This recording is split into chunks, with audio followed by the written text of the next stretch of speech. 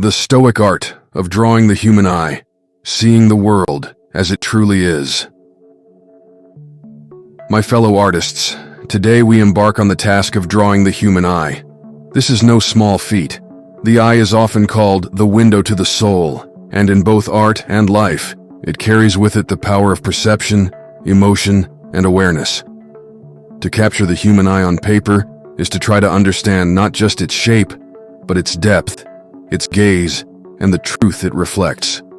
But like all things in life, we must approach this task with a clear mind, a steady hand, and a stoic heart. In Stoicism, the act of seeing, truly seeing, is central to our philosophy. Marcus Aurelius teaches us that everything we hear is an opinion, not a fact. Everything we see is a perspective, not the truth. When we draw the eye, we must remember that our goal is not to create a perfect representation, but to honor our perception of it. The lines we draw, the shadows we create, are reflections of how we see the world, not the world itself. And in this simple act, we practice the Stoic virtues of acceptance, humility, and patience. Let us begin with the structure of the eye. At its core, the eye is a sphere, set within the socket, with the iris and pupil at its center.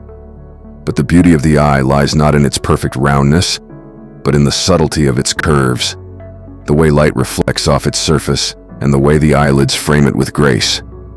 As we prepare to draw, we must first pause and observe. Epictetus reminds us that we have 2 ears and 1 mouth, so that we can listen twice as much as we speak.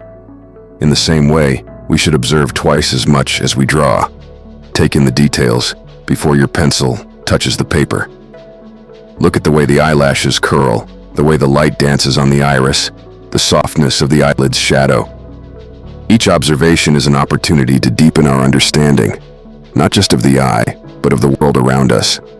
As you begin to draw the outline of the eye, remember that the Stoic approach is one of purpose and intention. First, say to yourself what you would be, and then do what you have to do, says Epictetus. What is your goal in drawing this eye? Is it to capture its shape, its expression, its light? Set your intention clearly in your mind, and then proceed with care.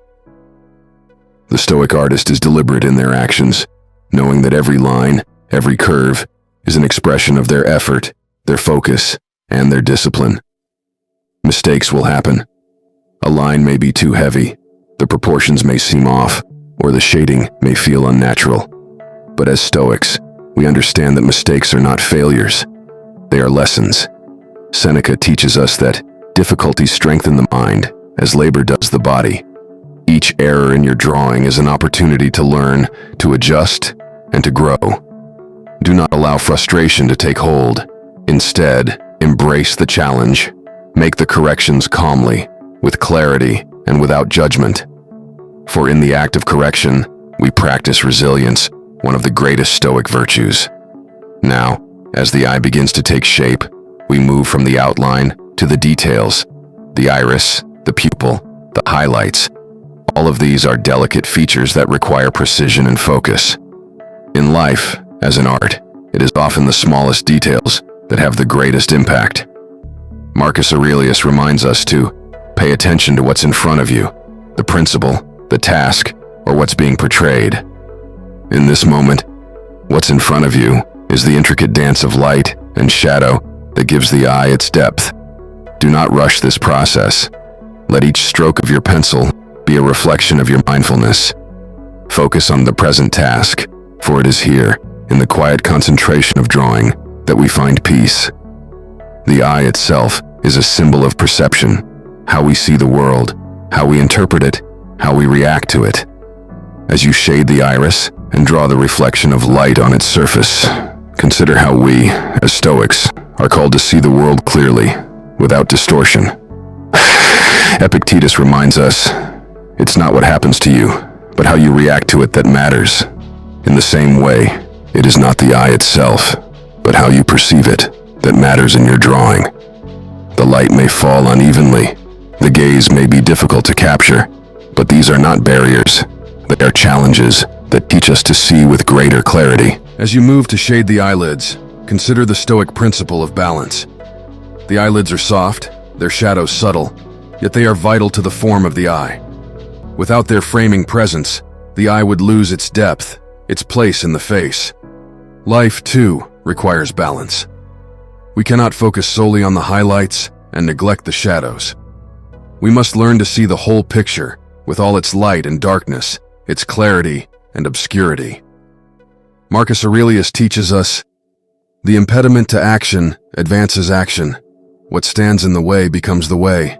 The challenges in drawing the eyelids, their softness, their delicacy, are not obstacles, but part of the process of creating something whole. As you continue your work, you may feel moments of doubt. Perhaps the eye doesn't look quite as you hoped. Perhaps the proportions seem off, or the expression isn't right. But remember, the Stoic does not seek perfection in external things. Instead, we strive for excellence in our efforts.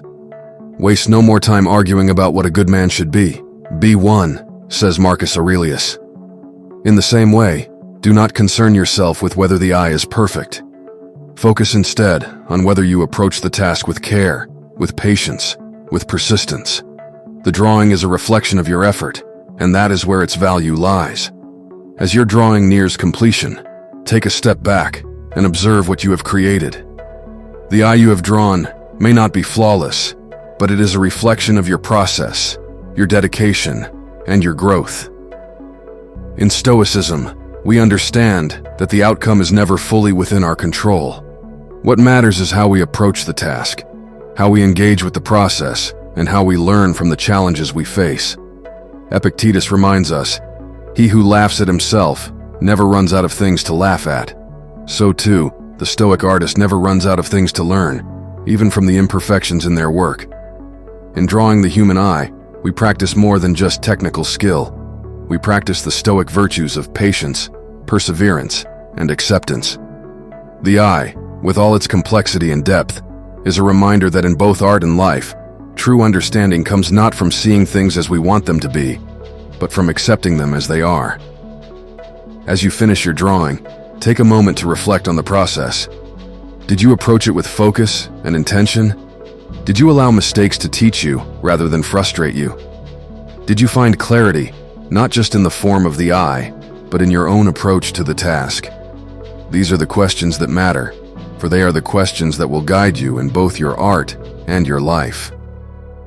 This Stoic speech on drawing the human eye emphasizes patience, mindfulness, and clarity. It weaves Stoic philosophy into the technical aspects of art, teaching that the act of drawing is not just about capturing form, but about practicing the virtues of discipline, resilience, and perception. The eye becomes a metaphor for how we see and engage with the world, encouraging the artist to find meaning and growth in the process, rather than focusing on perfection in the result. Like, share, and subscribe to the Hilderbrand Lifestyle channel for future updates.